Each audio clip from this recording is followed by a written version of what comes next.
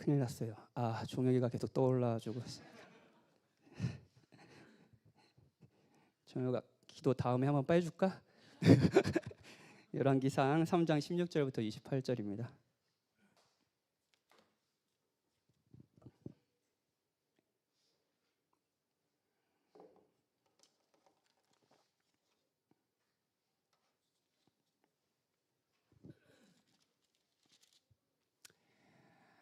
하나님의 말씀을 들으십시오. 제가 읽겠습니다. 그때 창기 두 여자가 왕에게 와서 그 앞에 서며 한 여자가 말하되 내 주여 나와 이 여자가 한 집에서 사는데 내가 그와 함께 집에 있으며 해산하였더니 내가 해산한 지 사흘 만에 이 여자도 해산하고 우리와 함께 있었고 우리 둘 외에는 집에 다른 사람이 없었나이다. 그런데 밤에 저 여자가 그의 아들 위에 누움으로 그의 아들이 죽으니 그가 밤중에 일어나서 이 여종 내가 잠든 사이에 이 아들을 내 곁에서 가져다가 자기의 품에 누이고 자기의 죽은 아들을 내 품에 뉘었나이다. 아침에 내가 내 아들을 젖먹이려고 일어나 본즉 죽었기로 내가 아침에 자세히 보니 내가 낳은 아들이 아니더이다 하매 다른 여자는 이르되 아니라 산 것은 내 아들이요 죽은 것은 네 아들이라 하고 이 여자는 이르되 아니라 죽은 것이 내 아들이요 산 것이 내 아들이라 하며 왕 앞에서 그와 같이 쟁론하는지라. 왕이 이르되 이 여자는 말하기를 산 것은 내 아들이요 죽은 것은 네 아들이라 하고 저 여자는 말하기를 아니라 죽은 것이 네 아들이요 산 것이 내 아들이라 하는도다 하고 또 이르되 칼을 내게로 가져오라 하니 칼을 왕 앞으로 가져온지라. 왕이 이르되 산 아이를 둘로 나누어 반은 이 여자에게 주고 반은 저 여자에게 주라.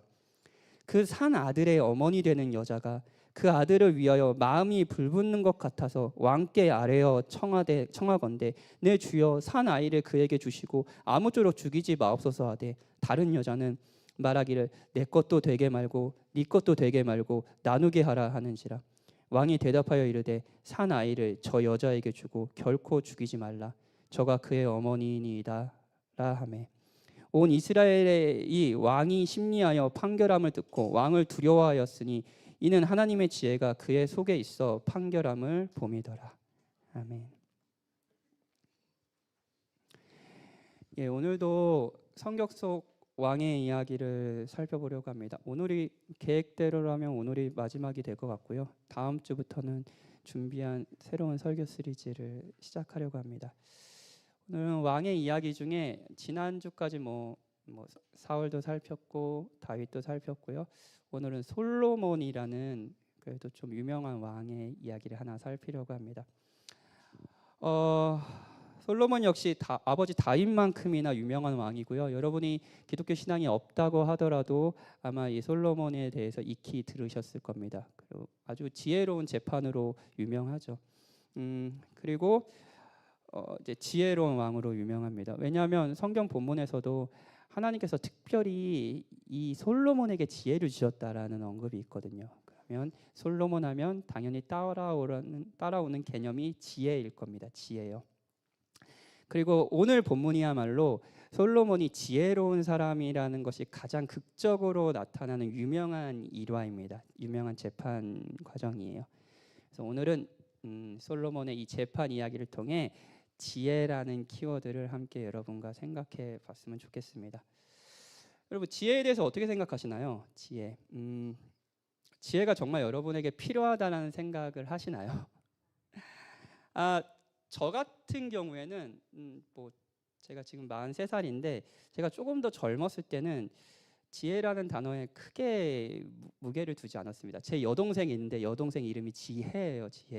지혜인데 그렇게 사람 이름으로 지을 정도까지 이게 중요한 가치인가라는 생각을 한 것 같습니다.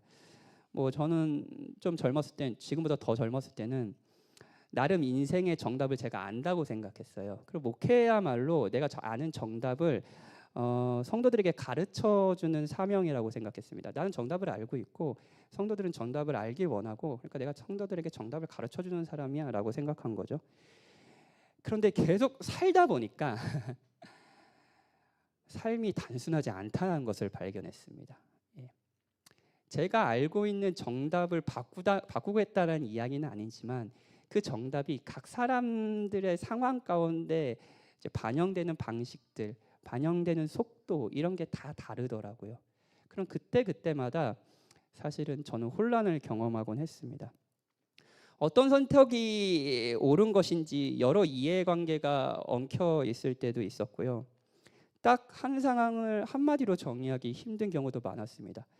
저의 삶에서 이런 선택이 지혜로웠던 것 같아 라고 얘기하지만 막상 제가 만나는 성도님들에게 삶을 볼 때 이 성도님의 삶에는 내가 했던 선택대로 선택하는 게 지혜로운 것일까? 라고 생각했던 적도 많은 것 같습니다. 40이 되면서 그리고 전보다 더 많은 책임을 갖게 되면서 어떻게 살아야 하는지에 대해서 더 고민이 많이 들기 시작하는 것 같아요. 그래서 이제 지혜라는 주제에 대해 예전보다는 훨씬 엄중함을 느낍니다. 뭐 개척을 하고 뭐 여러 가지를 경험하고 있어요. 근데 그 경험하는 것 중에 이런 게 있어요. 예전에 시간교회는 워낙 큰 교회였고 사실 시간교회는 매주마다 새로운 사람이 왔습니다. 그래서 이게 나쁜 마음인데 사실 새로운 사람이 와도 그다지 막 반갑고 막 그러지 않았던 것 같아요. 그리고 그 사람이 다음 주에 안 오더라도 또 새로운 사람이 오니까 그 사람이 안 오면 그냥 뭐 안 오나 보다 다른 좋은 교회 찾겠지 이런 생각을 했던 것 같습니다. 그런데 제가 개척을 해보니까 새로운 사람이 너무 신기하더라고요. 그리고 새로운 사람이 이제 오늘도 새로운 분들이 계시는데 새로운 분들하고 여기 이제 예배 끝나고 저랑 이야기를 나눕니다. 그럼 그 목사님 앞에서 뭐 최대한 오늘 힘들었더라도 좋은 이야기를 많이 할 거 아니에요. 그러면 딱 느낌이 어떠냐면 다음 주에 오겠다라는 생각이 들어요. 근데 다음 주에 안 옵니다. 그럼 어떤 생각이 드는지 아세요? 좋은 교회 찾았구나 이런 생각이 들지 않습니다. 어떤 생각이 드냐면 분명히 설교 잘 들었는데 설교에 이상한 얘기했나? 내가 그때 신방했을 때 이 얘기를 하지 말았어야 됐나? 이런 생각을 많이 하게 됩니다. 이게 한 영혼을 귀하게 여기기 때문에 생기는 결론인지 아니면 개척교회 목사로서의 뭐랄까요 부담인지 모르겠습니다. 아무튼 이 모든 정황 속에서 저는 지혜가 필요하다는 생각을 하곤 합니다. 여러분은 어떠신가요? 지혜가 필요하신가요? 저는 제가 좋아하는 목사님 중에 이정일 목사님이 계시는데 이정일 목사님은 이제 워낙 문학적으로도 이렇게 되게 탁월한 재능이 있으시고 글을 쓰시는 것도 재능이 있으시고 그래서 제가 좋아하는 책 중에 하나가 나는 문학의 숲에서 하나님을 만난다라는 책이 있어요. 저는 이 책을 진짜 좋아합니다. 이 책에 많은 목회적 도움을 받는 사람입니다. 근데 이 책에서 저의 마음을 딱 사로잡은 문장이 있어요. 인생에 대해서 설명해 주시는 목사님의 그걸 한번 인용해 볼게요. 한번 들어보세요. 다들 괴로운 일이 많지만 말하지 못하고 현실과 타협하지 않으면서 자신이 원하는 삶을 살기 위해서는 대가를 치러야 하며 희망은 추상적이지만 실현은 구체적이다. 풀꽃은 어디에서나 피지만 아무렇게나 살아가지 않으며 힘들어 한숨 짓는 내게도 아침은 반드시 찾아오고 크고 작은 선택이 모여 결국엔 다채로운 삶을 만들어낸다. 저는 어렸을 때는 이 문장이 그냥 그런가 보다 했을 것 같아요. 근데 여러 삶의 경험들을 하게 되면서 이게 삶을 설명하는 되게 중요한 되게 통찰력 있는 문장이라는 생각이 들었습니다. 지금 만나는 사람과 결혼을 해야 할까요? 어때요? 한 연인이 만나고 헤어질 때 판단하는 기준은 무엇이 될까요? 이 직장은 계속 다녀야 될까요? 뭐 새로운 진로를 탐색해야 되지 않겠습니까? 여러분이 지금 하는 인내는 열매를 맺을까요? 아이는 낳아야 할까요? 주식이 오르고 있는데 요즘 난리잖아요. 그렇죠? 사야 할까요? 저는 돈이 없습니다. 집값이 내리고 있어요. 좋은 소식이죠? 이건 일시적인 현상일까요? 아니면 집값이 진짜 안정될까요? 정부가 얘기하는 대로요? 그러면 나중에 사야 할까요? 개척을 한 것은 지혜로운 선택이었을까요? 여러분은 지금 개척을 한 4개월 정도 지난 이 시점에 그 선택이 잘한 선택이고 지혜로운 선택이라고 생각하십니까? 1년 뒤에도 그렇게 생각하시겠습니까? 모든 질문에 대해 성경은 사실 명확하게 답변을 주지는 않습니다. 예, 저한테 하나님 제가 개척 잘한 겁니까? 라는 질문에 대해서 하나님이 그래 잘했다 이렇게 답변을 성경 속에서 하지 않으시더라고요. 그래서 여러분의 지난 선택을 후회하는 분도 계실 것이고요. 우리가 그때로 돌아가면 내가 그 선택을 하지 않았을 텐데 좀 나아지지 않았을까라는 이루어지지 않을 상상을 하기도 합니다. 예. 여러분이 이런 혼란을 겪고 계신지 모르겠어요. 인생에 명확한 답변이 있다면 지식만 있으면 됩니다. 그냥 답변에 대한 지식만 있으면 되죠. 지식이 있고요. 그 지식을 선택하면 됩니다. 그런데 답변이 모호해요. 아까 이정희 목사님의 글처럼 희망은 추상적이지만 시련은 구체적이다라는 것을 인용해서 말씀드리면 성경의 답은 추상적이지만 현실은 구체적인 것처럼 보입니다. 복음은 추상적이지만 여러분의 버거운 삶은 더 구체적인 것 같아 보여요. 그래서 혼란을 겪고 계시는 분이 계시나요? 우리는 답이 명확하지 않는 것 같은 이 혼란한 삶에 적응할 필요가 있습니다.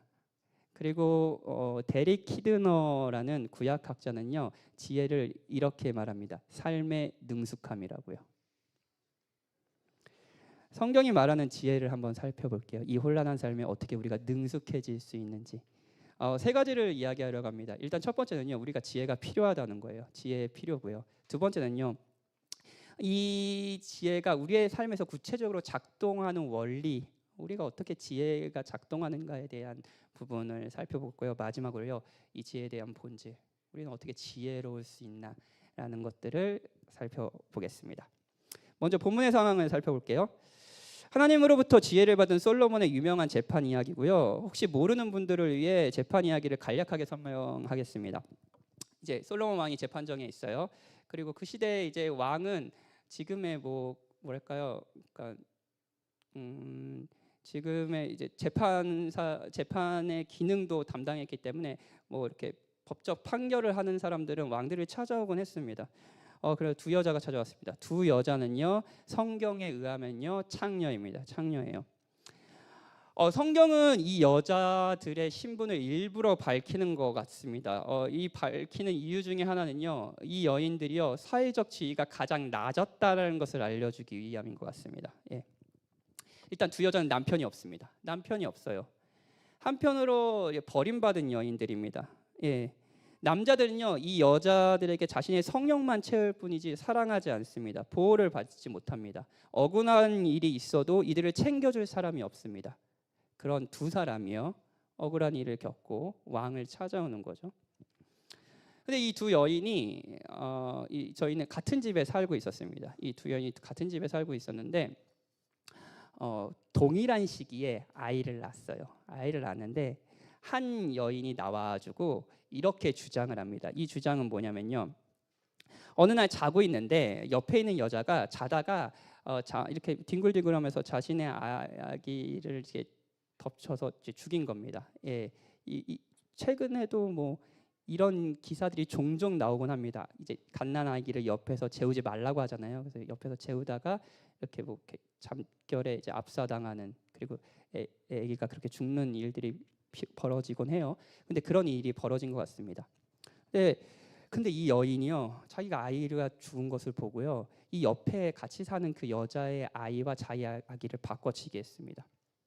근데 그래서 그 옆에 여자가 일어나 보니까 일어나서 아이를 이제 젖을 먹이려고 딱 보니까 이 아이가 죽어 있는 거예요. 그리고 자세히 보니까 이 아이가 자신의 아이가 아닌 거예요.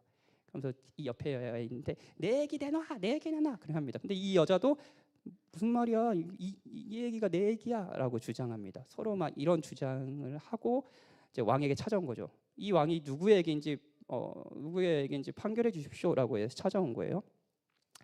자, 일단 이 상황이 우리의 인생만큼이나 복잡합니다. 예, 그리고 복잡한 이유는요, 법과 규칙이 전혀 도움이 되지 않는 상황이기 때문이에요. 이걸 좀 설명해 볼게요.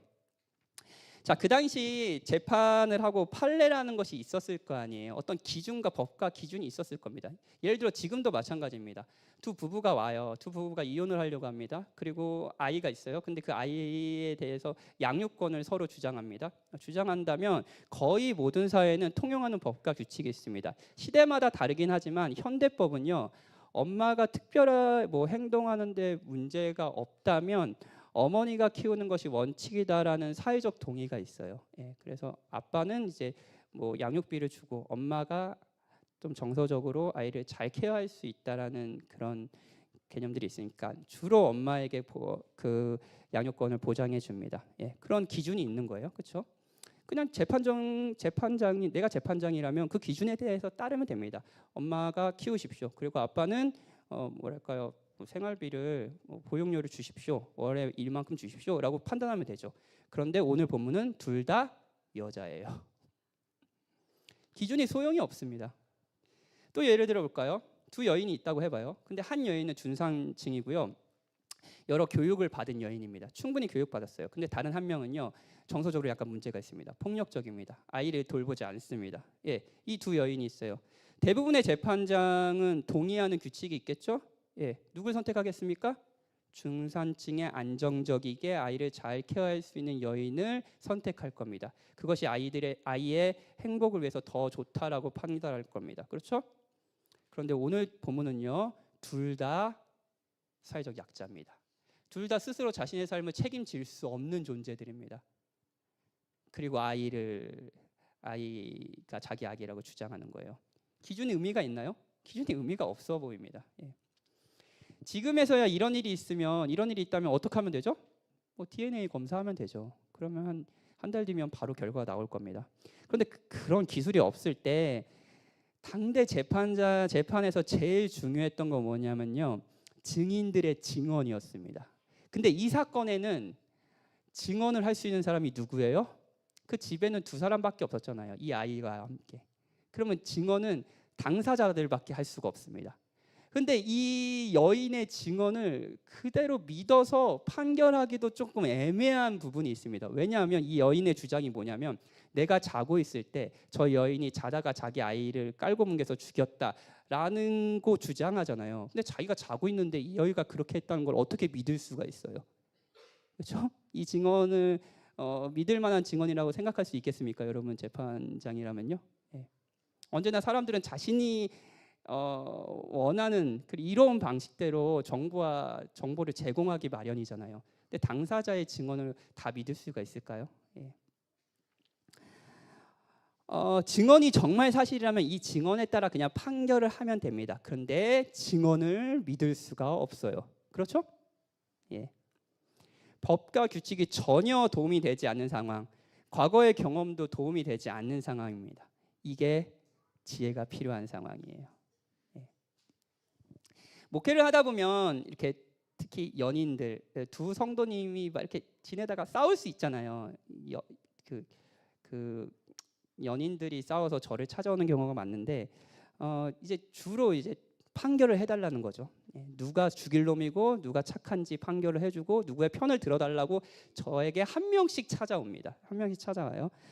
그러면 이제 한 사람이 먼저 얘기하면 자신의 억울함을 막 얘기해요. 막 얘기하면 제가 이렇게 억울하고 저 나쁜 놈이 저를 이렇게 괴롭게 하고 막 이런 얘기를 해요.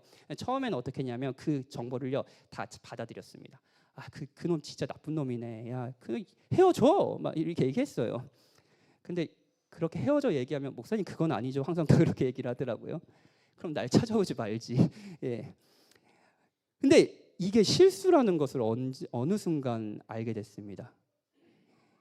이 사람이 하는 정보가요 왜곡되어 있더라고요.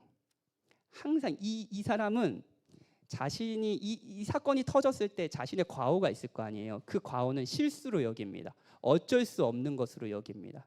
자신의 무심함은 어쩔 수 없는 것으로 여겨요. 그리고 상대의 과오는요 악의적으로 판단합니다. 예. 그러면 저는 이걸 보면서 저 나쁜 놈 이렇게 판단하게 되죠. 근데 다른 사람을 만나면은 또 그게 정보가 다르다는 것을 알게 됩니다. 근데 이런 상황에서 제 목표는 이런 거였어요. 두 사람이 서로를 증오하지 않고 잘 용서하면서 화해하는 거잖아요. 그리고 뿐만 아니라 혹시 이 상황에서 그냥 상대의 잘못만을 막 지적하기보다는 내가 이 상황에서 어떤 잘못이 있을까? 내가 이것을 고쳐야 되겠다. 라고 회개하고 돌이키는 필요가 있잖아요. 그러면서 우리는 성숙해 나가잖아요. 그런데 그냥 제가 이걸 어떻게 이 어려움을 이 목표를 향해 어떻게 해결할 수 있을까 막 고민하면서 뭐 여러 걸 해봤습니다. 그냥 처음에는 무조건 너 힘들구나 동의도 해봤어요. 동의고 막 달래주기도 했어요. 그걸 원하니까요.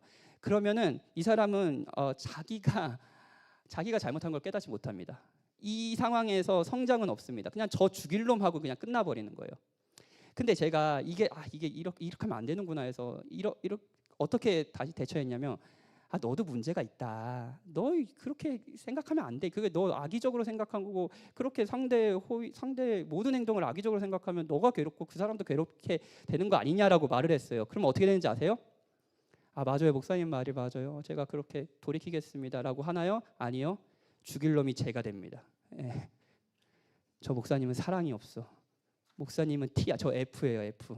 완전 F인데 저는 어느 순간 공감하지 못하는 슈퍼 T인 목사가 되곤 합니다.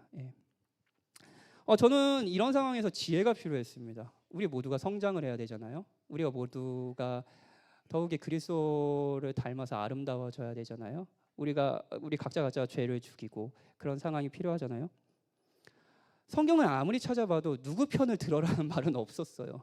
자, 무조건 여자 편을 들어라 이런 거 없었습니다. 그냥 목회적인 원칙 이런 것들은요 굉장히 추상적으로 보였고요. 여러분들의 직접적인 삶들은요 되게 구체적으로 보였습니다. 그 상황에서 저는 지혜롭게 말한 적도 있고요. 실패한 적도 많았습니다. 지혜로 유명한 성경은요. 솔로몬이 많이 썼다고 알려진 잠언입니다. 잠언에 보면 이런 말씀이 있어요. 26장 4절에 미련한 자의 어리석은 것을 따라 대답하지 말라. 두렵건대 너도 그와 같을까 하노라. 미련한 자와 이제 말을 하지 말라는 거예요. 그냥 너 걔랑 말 섞지? 그럼 결국 그 사람처럼 되니까 그냥 말하지 말고 피해라는 거죠. 근데 바로 다음 절에 이런 말이 있습니다. 미련한 자에게 그의 어리석음을 따라 대답하라. 두렵건대 그가 스스로 지혜롭게 여길까 하노라. 대답하라는 거예요, 말라는 거예요. 자, 여러분이 살다 보면 뭐 직장 생활에서 지극히 이기적이고 이치에 맞지 않는 사람과 대화할 때가 있죠, 그렇죠? 막 논쟁이 일어나죠. 그러면 반박하는 것이 옳은가요? 아니면 그 자리를 피하고 아무런 대화를 하지 않는 것이 옳은가요? 자면의 답변은 뭐예요? 때로는 대꾸하는 것이 재앙이고 때로는 대꾸하지 않는 것이 재앙이라는 겁니다. 이 직장에 다녀야 되나요? 이 직장에서 계속 나는 일을 해야 되나요? 성경은 이렇게 얘기하는 것처럼 보입니다. 일을 해도 되고 안 해도 된다. 얘랑 결혼해야 되나요? 해도 되고 안 해도 된다. 틴켈러 목사님은 지혜를 설명하면서 이런 말을 하십니다. 지혜란 어떻게 하라고 분명하게 제시된 도덕법이 없을 때도 올바른 선택을 내리는 것이다. 적절한 약을 복용하는 일처럼 지식만 있으면 되는 결정이 있고 간음을 저지를지 말지처럼 규범을 따르면 되는 결정도 있다. 그러나 성경은 누구와 결혼할지, 어디에 취직할지, 이사해야 할지 말지 등은 정확히 말해주지 않는다. 이런 결정을 잘못 내리면 재앙을 불러올 수 있는데도 말이다. 또 성경에는 잦은 마찰, 충동성, 정서불안, 난잡함 등의 성격 결함을 막는 명시적 도덕법도 없다. 하지만 이 또한 인생의 크고 작은 어려움을 자초할 수 있는 일이다. 그렇죠? 여기에서 현대 사회가 과거보다 훨씬 더 많은 지혜가 필요하다는 말을 해야 될 것 같아요. 자, 현대 사회는 일단 행복에 대한 기준이 과거보다 굉장히 높습니다. 자, 질문을 해볼게요. 여러분에게 부모님에게 혹은 여러분에게 여러분의 할머니 할아버지가 더 정확할 수도 있습니다. 할머니 할아버지에게 이런 질문 하신 적 있으세요? 할머니는 평생 농사 지었잖아. 그 농사 지은 거에 대한 만족감이 있어? 이런 질문 해보셨나요? 그 할머니의 답변이 뭔가요? 만족감은 무슨, 그냥 내 태어나서 다 농사 짓고 있으니까 농사 짓고 그럼 한 거지 뭐. 근데 여러분들은 직업의 만족도가 없다면 여러분의 삶이 무엇이 잘못되었다라고 생각하는 시대에 살고 있지는 않습니까? 자, 할머니에게 이렇게 물어보는 거예요.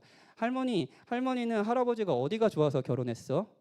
그러면 뭐라고 하나요? 한눈에 반했다 이런 얘기 하시나요?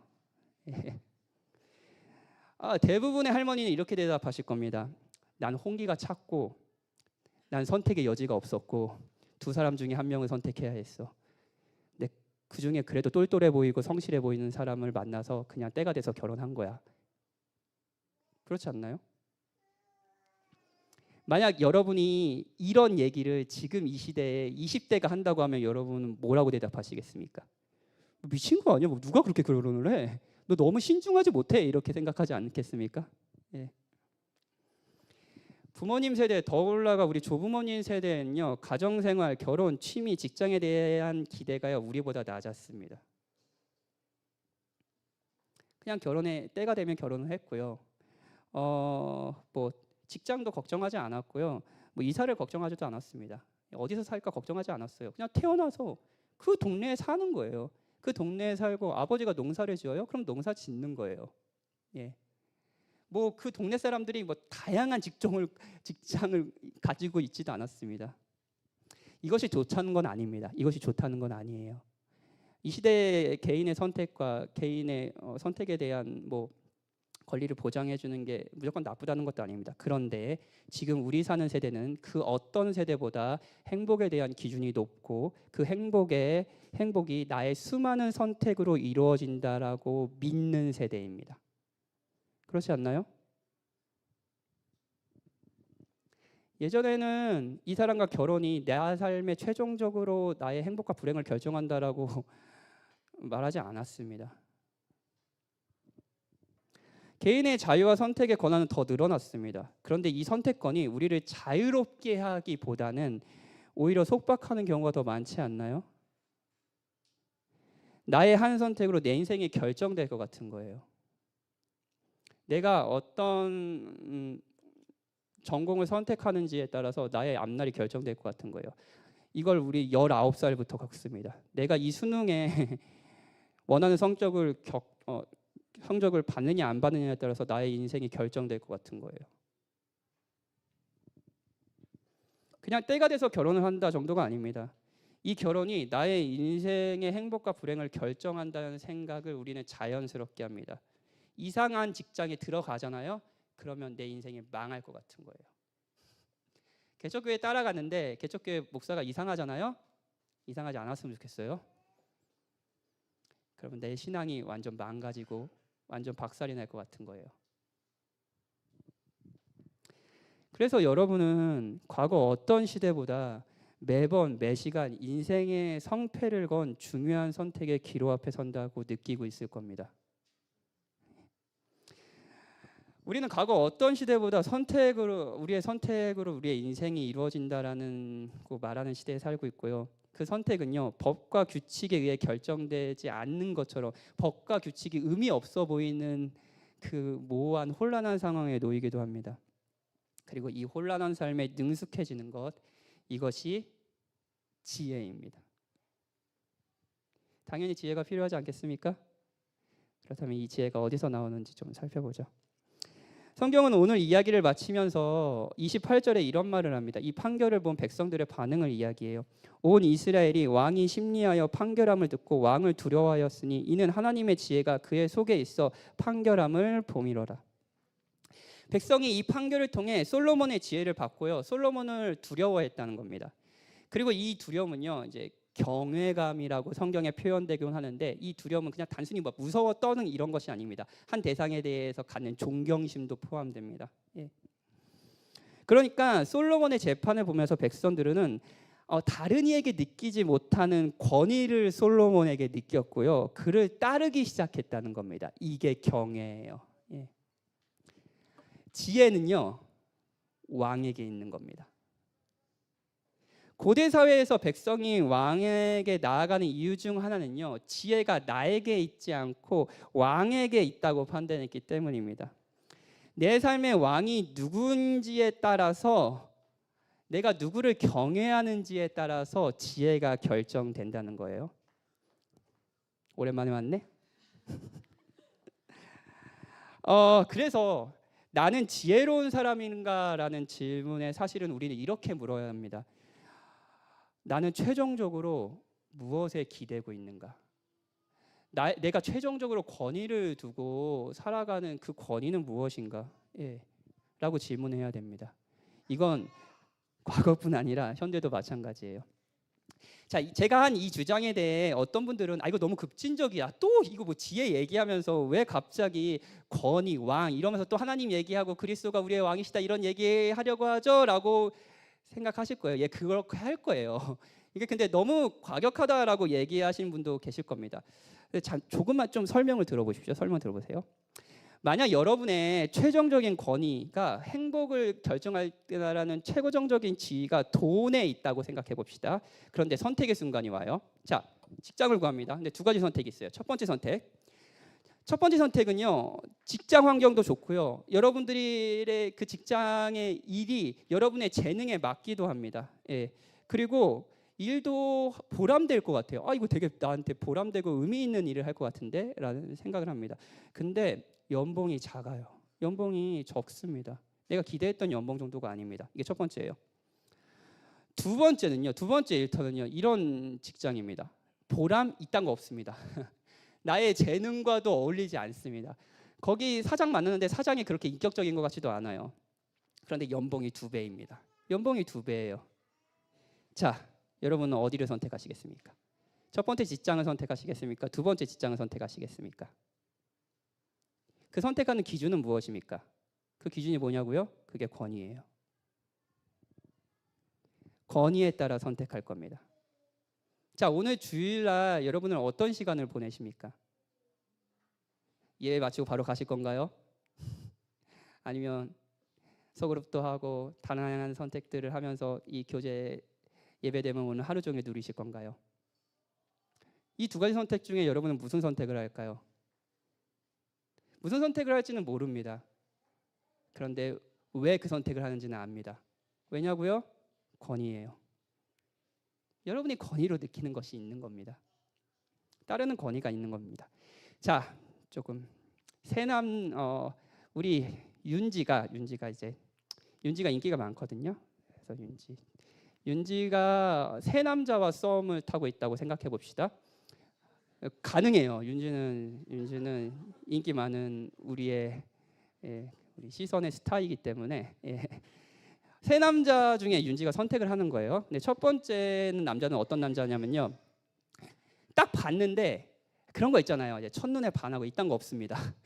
막 어찌됐든 이렇게 딱 만나면 얘랑 뭐 손도 잡고 싶고 그래야 될 것 같은데 손 잡으면 너무 못 잡을 것 같은 그런 느낌. 옷 너무 못 입어요. 이렇게 싫어요. 옷은 잘 입어야 되나? 옷 너무 못 입고 이렇게 안양역 같이 손잡고 들어가면 약간 부끄러울 것 같은 느낌이 드는 거예요. 근데 이 아이가 신앙이 너무 좋네. 이게 아이러니예요. 항상 하나님은 다 허락하지 않으신다는.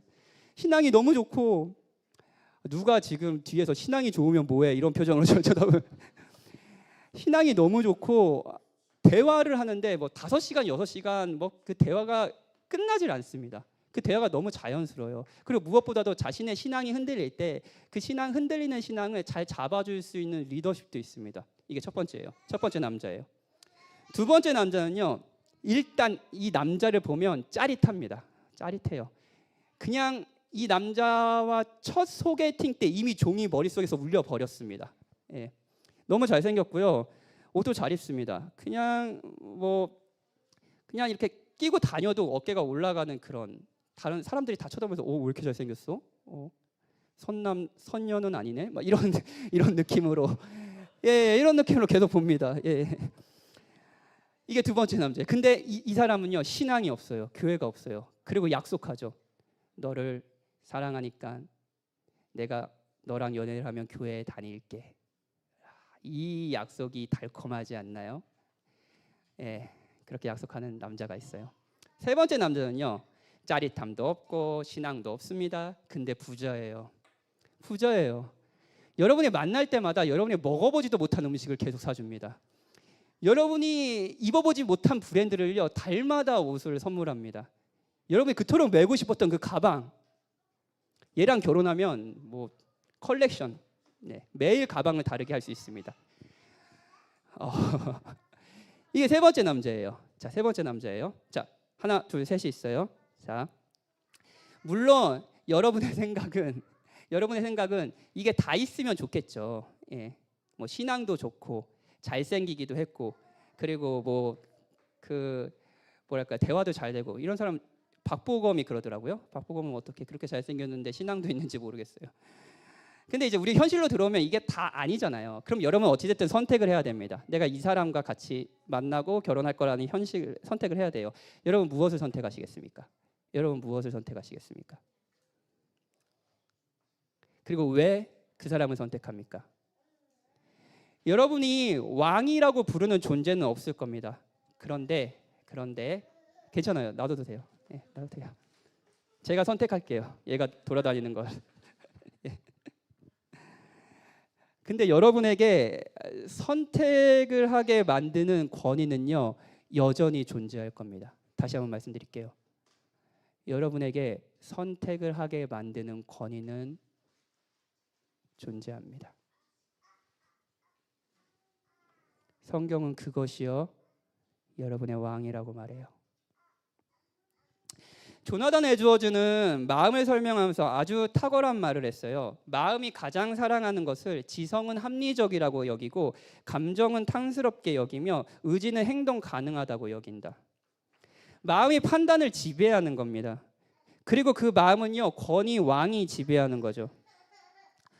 제가 이제 불신자를 만나는 자매와 괜찮아 자매와 우는 거야 웃는 거야? 예, 자매와 이야기할 때가 있어요. 근데 그 자매가 불신자를 만나면서 이렇게 이 자매는 이미 마음의 결정을 하고 왔어요. 내가 이 사람을 신앙이 없지만 이 사람과 결혼을 할 것이다라는 마음의 결정을 하고 저한테 동의를 얻기 위해 온 거예요. 그러면 이미 이렇게 얘기를 하잖아요. 그러면 제가 이런 말 당연히 하겠죠. 이 사람 신앙 없는데도 행복하겠냐 이런 질문하죠. 그러면 뭐라고 하냐면 하나님이래. 목사님 오늘 종혁이부터 시작된 난관이 계속 이루어지고 있어요. 예. 목사님 하나님이 고린도전서에 보면 전도에 미련한 것으로 하나님의 백성을 부르신다고 하셨잖아요. 이 결혼이 그 전도에 미련한 것이 될 수 있지 않을까요? 하나님은 자기 백성을 은혜로 선택하시면서 돌보신다고 하셨잖아요. 이 결혼이라는 방식을 사용해서 하나님이 이 남자를 부르시지 않겠습니까? 라고 얘기를 해요. 제가 그러면서 또 하는 얘기가 저 결혼한 누구누구 자매 언니 보면은 그 형부가 그렇게 교회 안 다니다가 신앙생활도 잘하고 이렇게 하는 거 보면 저도 그렇게 할 수 있지 않을까요? 행동 가능하다고 생각하는 겁니다. 근데 제가 그 얘기를 쭉 들으면서 이런 생각을 했습니다. 사람이 진짜 정보를 자신이 이미 확신하고 아름답게 생기는 그 분야의 정보를 취득하고 그렇지 않은 분야는 배격하는구나라는 걸 느꼈어요. 왜냐면요. 그렇게 결혼해서 행복한 사람도 있지만 그렇게 해서 결혼해서 너무 힘들어하는 사람도 있거든요. 그 힘들어하는 사람은 보이지 않습니다. 그리고 행복해하는 사람이 보이죠. 가능하다고 생각해요. 그런 선택을 하는 거에서도 여러분에게는 권위가 있을 겁니다. 여러분이 따르는 권위가 있는 셈입니다.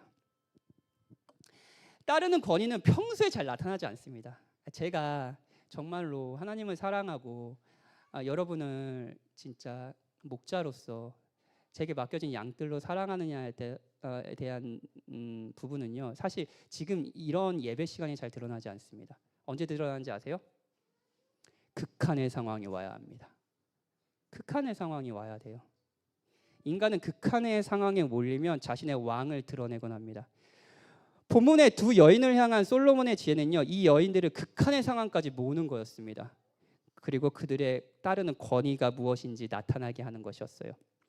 자, 솔로몬이요. 칼을 가져오라고 합니다. 칼을 가져오라고 한 다음에 산 아이를 둘로 나뉘어서 반은 이 여자에게 주고 반은 저 여자에게 주라고 말합니다. 극한의 상황이죠. 그 자신의 아이들이 죽게 되는 상황인 거예요. 한 명 있는 아이마저 이제 죽을 수도 있는 상황이에요. 그 극한의 상황에서야 그 전에는 둘 다 내 아이예요, 내 아이예요라고 이야기하다가 똑같아 보였지만 그 극한의 상황이 오니까 이 두 여인의 마음이 드러납니다. 예. 한 여인이 말해요. 내 것도 되게 말고 제 것도 되게 말고 나누게 하라. 죽이라는 거예요, 그 아들을요. 이 여인이 진짜 사랑하는 것은 무엇일까요? 이 여인의 상황을 한번 생각해 봅시다. 일단 창녀라 그랬죠. 그러면 스스로 경제적인 상황을 해결할 수 있는 능력이 없는 상황입니다. 근데 그 시대에 솔로몬은 그래도 하나님의 율법을 사랑하고 그 율법을 지키려고 그리고 그 나라의 통치에서 구현하려고 노력했던 왕이기 때문에 구약 성경에 보면은 과부와 고아를 돌보라는 명령들이 있었잖아요. 근데 자기가 이제 창녀예요. 근데 그런 자기에게 아들이 있어요. 그럼 이 아들이 있다는 것만으로도 받는 혜택들이 있지 않았습니까? 고아와 과부를 돌보는 사회적 시스템이 있다면요. 이 아들은 그냥 아들이었을까요? 아니요. 어쩌면 이 여인에게 미래와 같았을 겁니다. 내가 계속 살 수 있는 이유. 이 아이가 있는 것과 없는 것은 그냥 이 아들이 있다 없다 정도가 아니라 나에게 미래가 있다 없다 정도로 판단되었을 겁니다. 아마도요. 그러니까 이 여자가 자신의 아이를 실수로 죽였을 때 그걸 그냥 대부분의 그게 슬픔에 머물러 있게 되잖아요. 그렇죠? 근데 상상도 못할 일을 벌립니다. 그게 뭐냐고요? 옆에 있는 자기의 친구의 아이를 빼앗아서 자신의 아이로 여기는 겁니다. 그냥 아들이 아닙니다. 미래예요, 미래. 희망입니다. 그러니 아들 재탕전이 벌어진 거죠. 둘 다 아들이 필요했습니다. 그런데 필요한 이유는 달랐던 거예요. 한 명은요, 아들을 사랑했기 때문에 아들이 필요했습니다. 그런데 한 명은요, 아들을 가지고 있는 자기 자신을 사랑했기 때문에 아들이 필요했습니다. 무섭지 않나요? 아들을 가지고 있는 자신을 사랑하기 때문에 아들을 사랑한다고 오해하는 여인. 아들을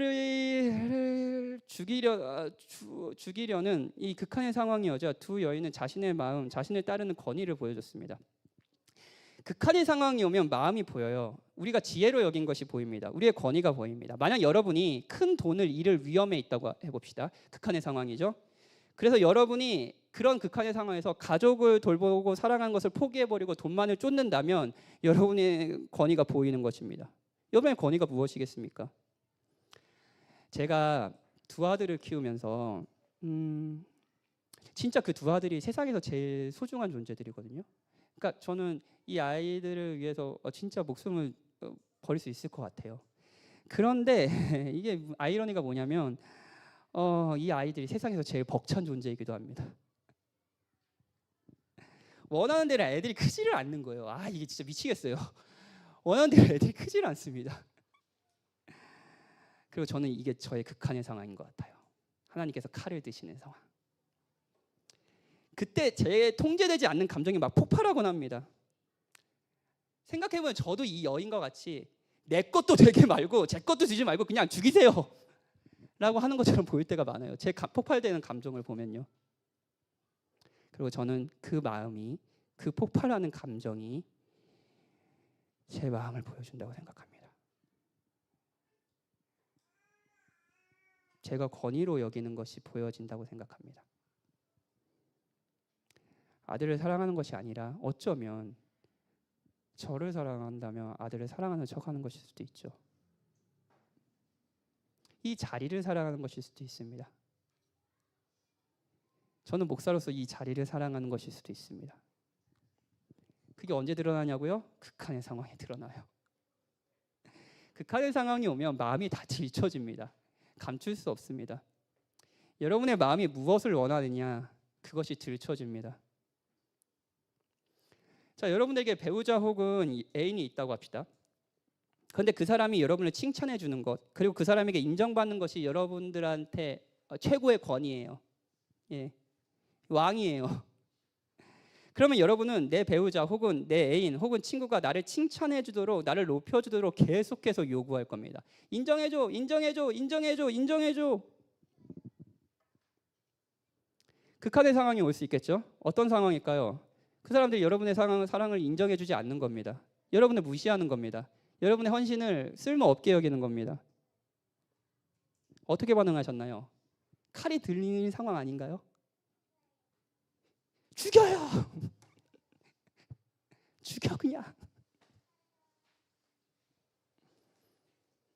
인간은 어떤 권위를 따르면 그 권위 아래에서 지혜를 판단하곤 합니다. 오늘도 묻죠. 제가 사실 왕의 이야기를 계속 설교하면서 계속 여러분들에게 물었던 질문입니다. 여러분의 왕은 누구입니까? 극한의 상황에서 여러분의 실패, 여러분의 삶의 토대가 다 무너진 그 상황에서 그 왕의 존재가 드러나지 않나요? 안타깝게도 이 여인은 어리석었습니다. 그리고 자신의 아들도, 그리고 자신이 거짓말을 해서라도 얻고 싶었던 아들도, 그 미래도 다 잃게 돼버렸어요. 여러분이 만약에 상대의 인정과 사랑을 얻기 위해 그것을 최고의 권위로 두고 그것을 따르는 삶이 지혜롭다고 판단하며 살아계시다면 여러분은 결국 상대의 인정과 사랑도 얻지 못하게 될 겁니다. 결국 상대도 알게 될 거거든요. 이 사람 나 사랑하는 게 아니구나. 그냥 자신을 사랑하기 때문에 이 사랑의 자리에 머물고 있을 뿐이구나. 만약 여러분이 돈의 지배 가운데 있다면 윤리적으로 부적절한 결정을 내릴 수도 있습니다. 지혜라는 것이 최대한 법망을 벗어나서 돈을 많이 버는 것이라고 생각할 수도 있죠. 그리고 이건 장기적으로 여러분의 삶을 파괴할 겁니다. 여러분의 재정도 파괴할 거예요. 왜냐하면요, 돈이 가장 중요한 것이라면 우리는 만족할 수가 없습니다. 만족할 수가 있을까요? 아니요. 더 많이 벌려고 할 겁니다. 더 많이 부리려고 할 거예요. 그리고 모험을 하겠죠. 계속 모험을 할 겁니다. 더 많이 벌리기 위해서. 아시는 것 같이 이 모험은 항상 성공하지 않습니다. 여러분의 삶에서 가장 중요한 것이 부모의 역할, 자녀라면요, 자녀가 행복해지면 여러분도 행복할 겁니다. 자녀를 통해 자신의 삶을 증명하려고 할 겁니다. 그러면 여러분은 자연스럽게 자녀들에게 그들에게 맞지 않지만 여러분을 기쁘게 할 일들을 하도록 밀어붙일 겁니다. 뭐라고 하면서? 너를 위한 거야 라고 하면서요. 그러면 여러분, 결국 여러분이 천하보다 소중하게 여기는 그 자녀가 여러분에게 등을 돌리고 미워하게 될 겁니다.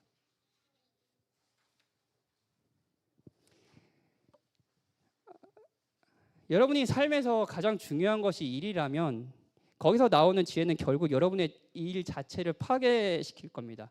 장기적으로 힘 대신 일을 택하고 관계 대신 일을 택하면 어떻게 되죠? 더 비생산적인 사람이 될 겁니다. 일을 가장 중요하게 생각하면 아이러니하게도 일을 잃게 될 겁니다. 이 여인이 그랬어요. 여러분은 어떠십니까? 저는 어떨까요? 마지막입니다. 지혜의 본질이에요.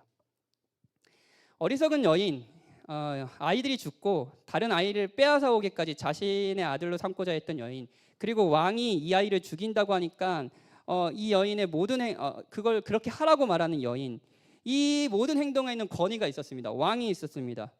이 여인이 따르는 왕, 아들을 통해 얻을 수 있는 미래, 이것을 따라 여인은 선택했고요, 어리석었고요, 모든 것을 잃어버렸습니다. 근데 반면에 오늘 본문에는 사실 오늘 본문은 솔로몬의 지혜로 유명하잖아요. 근데 솔로몬뿐만 아니라 지혜로운 대상이 한 명 더 나옵니다. 한 여인이에요. 이 여인은요, 이렇게 말합니다.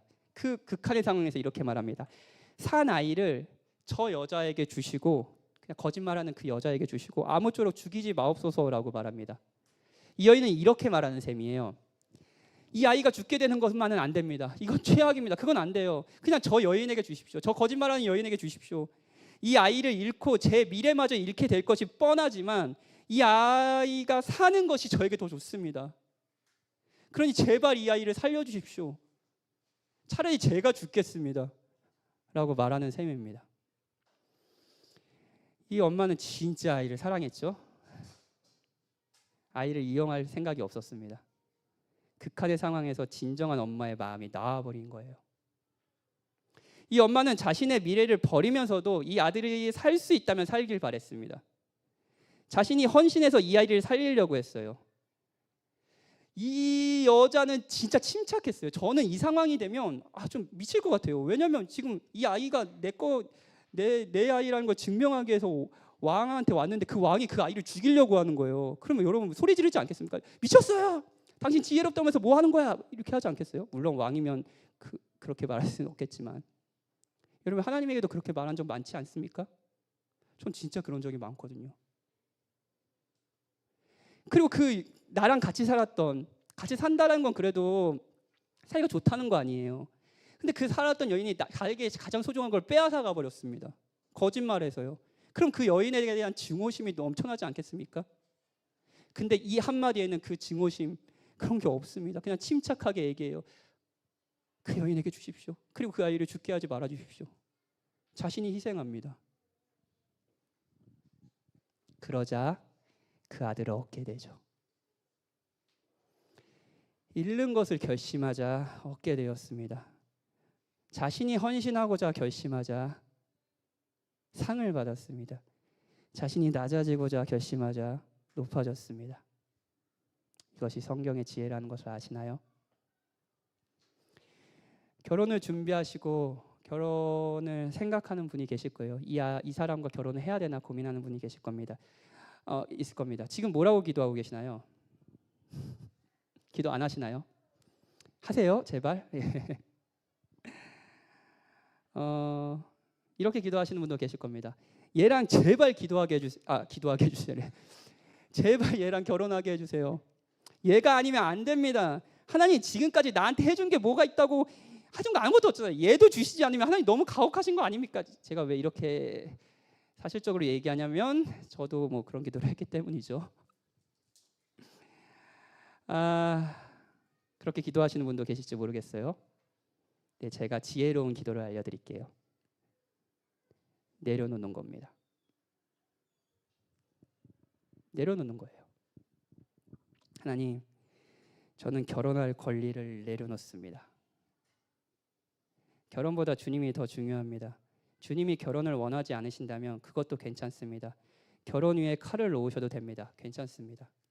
하나님, 제가 목회를 못하게 돼도 괜찮습니다. 제 목회에 하나님이 칼을 놓으셔도 괜찮습니다. 하나님, 저희 가정에 제가 원하는 방식의 행복이 이루어지지 않아도 괜찮습니다. 제 가정에 칼을 놓으셔도 괜찮습니다.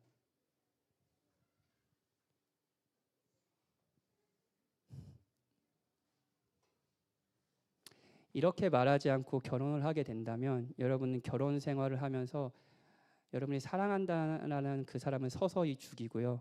여러분도 서서히 죽어갈 겁니다. 행복한 결혼을 내려놓아야 돼요.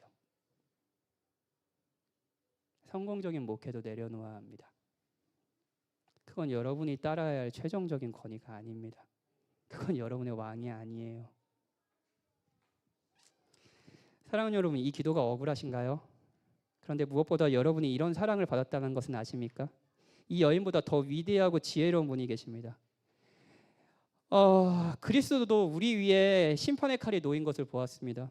우리가 하나님을 떠나 하나님 대신 다른 것을 권위 있게 여기고 얻고자 하지만 계속 잃어버린 슬픔의 인생, 여러분의 그런 어리석은 인생을 걷고 있을 때, 그리고 그 어리석은 인생의 종착지가 영원한 하나님의 심판이라는 칼이라는 걸 알고 있었을 때 그리스도는 성부 하나님께 이렇게 말씀하신 셈입니다. 저들에게 칼을 내리치지 마십시오. 박현진에게 칼을 내리치지 마십시오. 그 칼을 저에게 돌리십시오. 저들이 불행해지지 않게 하시고 내가 불행해지도록 해주십시오. 저들을 버리지 말아주십시오. 차라리 제가 버림을 받겠습니다. 지혜로운 여인은 결심만 했습니다. 근데 그 여인은 죽지 않았습니다. 오히려 자신의 아들을 얻고요, 행복하게 살 수 있었겠죠. 그런데요, 그리스도는 말뿐이 아니라 실제로 죽으셨어요. 그리고 부활하셨죠. 그래서 바울은 고린도전서에서 이런 말을 합니다. 오직 부르심을 받은 자들에게는 유대인이나 헬라인이나 그리스도는 하나님의 능력이요 하나님의 지혜니라. 법과 규칙이 적용되지 않는 혼란한 현실에서 우리는 어떻게 능숙하게 살아갈 수 있을까요? 지혜로울 수 있을까요? 지혜는 내 삶의 왕이 누구냐에 따라서 결정됩니다. 그리고 그 지혜는 역설 속에 있습니다. 내려가는 것이 올라가는 것이고 내어주는 것이 얻는 것이며 죽는 것이 사는 것입니다. 그리고 여기에는 특별한 헌신을 요구하죠. 무엇보다도 이 지혜로운 삶을 그리스도께서 우리를 위해 사셨고 그렇게 우리를 사랑하셨다는 것을 기억하십시오. 그리스도가 여러분의 지혜입니다. 그분께 오십시오. 하나님은 여러분에게 지혜를 주실 때 허점 없는 논증을 주신 것이 아니라 허점 없는 인격을 주셨습니다. 한 사람을 주셨습니다. 하나님은 여러분에게 지혜를 주셨을 때 개념들의 집합 이런 것을 주지 않으시고요. 한 인격, 한 사람을 주셨습니다. 그리스도께 오십시오. 그분을 알아가십시오. 그렇다면 여러분은 여러분의 선택으로 행복이 결정된다는 이 시대의 거짓말에 속지 않을 수 있습니다. 결정하고 최선을 다하고 그분께 기도하고 불안하지 않을 겁니다. 쉬게 될 거예요. 그러니 그리스도를 바라보십시오. 우리 같이 찬양합시다.